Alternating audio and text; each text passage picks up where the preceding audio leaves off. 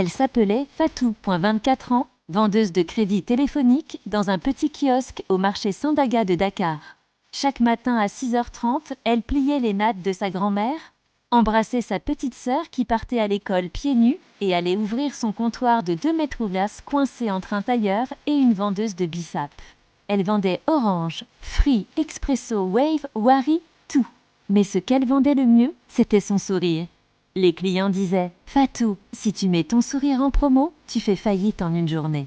Un après-midi de février, un jeune homme est arrivé en courant, essoufflé, chemise ouverte sur un t-shirt blanc trempé de sueur. Il a posé ses 2 mains sur le comptoir, a regardé Fatou droit dans les yeux et a dit « S'il te plaît, prête-moi ton téléphone. Juste 2 minutes, c'est une urgence ». Fatou a hésité, elle lui a tendu son vieux Samsung A10. Il a composé un numéro, a mis le haut-parleur. Une voix de femme paniquée. « Mamadou? Mamadou, c'est toi ?»« Oui maman, je suis là. Ils m'ont enlevé, Mamadou. Ils disent que si tu ne payes pas 500 000 demain, ils... » Ah. La ligne a coupé, Mamadou a rendu le téléphone à Fatou. Ses mains tremblaient tellement qu'il l'a presque fait tomber. « Je n'ai rien. Rien du tout. Mon salaire est bloqué. J'ai vendu mon ordinateur. J'ai emprunté partout. Je suis venue ici parce que c'est le seul endroit où je me sens encore humain. » Fatou l'a regardée. Elle n'a rien dit. Elle a juste sorti son petit carnet où elle notait les crédits qu'elle donnait à crédit aux clients réguliers. Elle a tourné les pages jusqu'à la dernière. Elle a pris un stylo et a écrit un nom, Mamadou.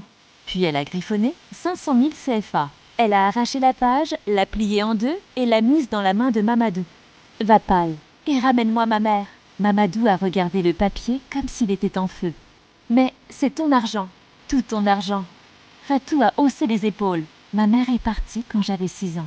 La tienne est encore là, c'est pas comparable. Il est parti en courant. Le lendemain, il n'est pas revenu. Fatou n'a rien dit à personne.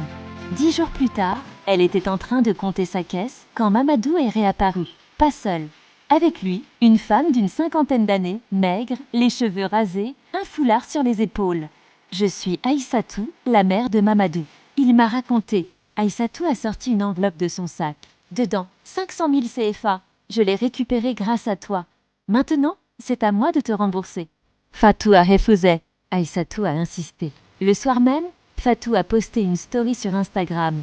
Une photo de l'enveloppe et une seule phrase en Wolof. Yala Waxna Samayunyi, Samayunyi. La story a été partagée 1200 fois en 1 heure. En une semaine, l'histoire a fait le tour du Sénégal. On l'a appelée la vendeuse qui a racheté une mère. Aujourd'hui, Fatou a un petit magasin de téléphonie avec climatisation. Et quand on lui demande pourquoi elle a fait ça, elle répond toujours la même chose.